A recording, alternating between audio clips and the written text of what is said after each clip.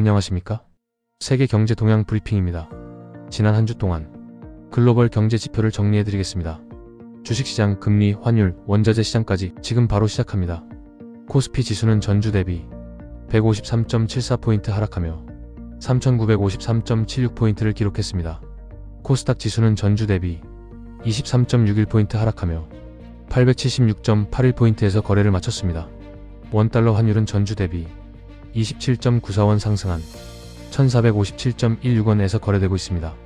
3년 만기 국고채 금리는 전주 대비 0.168%포인트 상승하며 2.884%에서 거래를 마쳤습니다. 다우존스 산업평균지수는 46,987.1포인트로 마감되어 전주 대비 1.21%, 575.77포인트 하락하였습니다. S&P 500지수는 6,724.46포인트로 마감되어 전주 대비 1.69%, 115.74포인트 하락하였습니다. 기술주 중심의 나스닥 종합지수는 23,004.54포인트로 마감하며 전주 대비 3.04%, 720.42포인트 하락하였습니다. 금융시장의 금리 기준점 역할을 하는 미국 10년 만기 국채 수익률은 4.093%로 마감하여 전주 대비 0.008%포인트 하락하였습니다. 단기 금리를 반영하며 중앙은행의 정책 금리와 밀접하게 연관되어 있는 미국 2년 만기 국채 수익률은 3.557%로 마감되어 전주 대비 1.36%, 0.049%포인트 하락하였습니다. 미국 달러 대비 일본 엔화 환율은 153.45엔으로 거래되며 전주 대비 0.56포인트 하락하였습니다. 미국 달러 지수는 99.56에서 거래되며 전주 대비 0.24포인트 하락하였습니다. 서부 텍사스산 원유는 배럴당 59.75달러로 거래되며 전주 대비 1.58% 하락하였습니다. 금 현물 가격은 전주 대비 온스당 0.94달러 상승하며 4,003.2달러에서 거래되고 있습니다. 구리 선물은 파운드당 4.9605달러로 거래되며 전주 대비 2.53% 하락하였습니다. 비트코인은 103,510달러로 거래되며 전주 대비 5.75% 하락하였습니다. 다음 주 주요 일정입니다. 11월 10일 월요일에는 일본에서 9월 경기선행지수 예비치와 9월 경상수지 및 무역수지 통계가 발표됩니다. 경기선행지수는 일본 경기의 향후 흐름을 보여주는 지표로 예년 대비 100선 근처의 수치가 유지되면 완만한 경기 성장이 지속되는 것으로 해석됩니다. 경상수지와 무역수지 결과는 엔화 환율과 아시아 증시에 영향을 줄 수 있습니다. 일본 경제의 소비, 생산 부진과 글로벌 수요 회복 여부에 따라 지표 결과가 엇갈릴 수 있어 금융시장도 주목하고 있습니다. 아시아, 글로벌 증권시장에서는 한국, 중국의 경제 지표에 대비하는 움직임이 나타납니다. 11월 11일 화요일에는 영국의 10월 실업률 지표가 발표됩니다. 시장 예상치 수준의 실업률 약 4%대 초반 유지 여부가 주목됩니다. 실업률이 예상보다 높게 나오면 파운드와 영국 국채금리가 하락하고 소비자 심리 약화 우려로 주식시장에도 부정적일 수 있습니다. 이날 미국 채권시장은 베테랑스데이 휴장으로 대부분의 공식 지표 발표가 없습니다.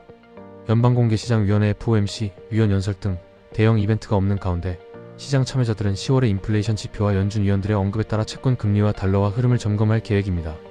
11월 12일 수요일에는 한국통계청이 10월 소비자물가 지수를 발표합니다. 10월 CPI는 전월 대비 0.3%, 전년 동월 대비 2.4% 상승하여 최근 인플레이션 둔화 추세가 이어졌습니다. 이 결과는 한국은행의 금리 동결 기대에 영향을 줄 것으로 보입니다. 일본에서는 10월 기계수주 예비치 지표가 발표됩니다. 기계수주는 기업 투자 동향을 보여주는 지표로 일본 기업들의 설비 투자 규모가 판가 인상과 글로벌 수요 회복 여부를 반영합니다. 예상보다 부진한 수치가 나오면 엔화가 약세를 보이고 수출 관련주가 하락할 수 있습니다. 동일한 날에 독일 연방통계청은 10월 소비자물가 지수 CPI 최종 결과를 공개합니다. 초치 2.3%보다 높아졌는지 여부가 유로화 및 유럽 채권시장의 단기 변동성을 높일 수 있습니다.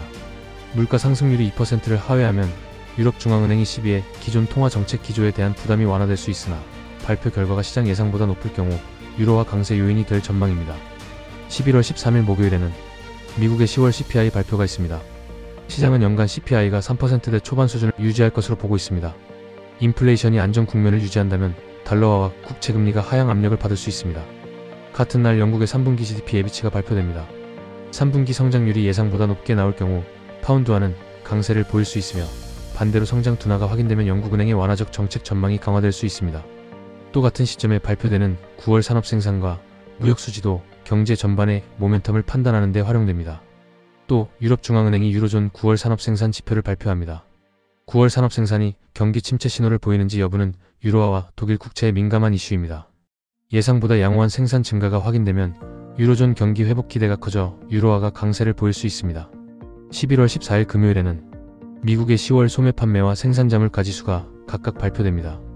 두 지표는 소비 회복세와 생산자 물가 압력을 확인하는 잣대로 결과가 예상보다 강하면 경기 확장 기대에 주식이 상승할 수 있고, PPI 상승폭 확대는 연준의 인플레 경계 심리를 자극해 채권 금리를 상승시킬 수 있습니다. 같은 날 유로존과 EU의 3분기 국내 총생산 GDP 속보치가 공개됩니다. 유로존 경제가 3분기에 성장세를 이어갔는지 여부는 유럽 증시와 유로화에 큰 영향을 줍니다. 예상치를 상회하는 성장률이 발표되면 유로존 경기 회복 기대감이 확산되어 유럽 주가가 상승하고 유로화가 강세를 나타낼 수 있습니다. 캐나다 통계청이 9월 제조업 출하 동향도 발표할 예정입니다. 이 자료는 세계 원자재 수요를 가늠하는 자료로 활용됩니다. 북미 경제 지표들이 종합적으로 발표되며 글로벌 시장의 주말 전망을 결정짓는 변수가 될 수 있습니다. 글로벌 시장은 여전히 여러 변수가 복합적으로 작용하며 방향성을 찾는 중입니다. 다음 주에도 주요 경제 이벤트와 시장 흐름을 주시하시길 바랍니다. 고맙습니다.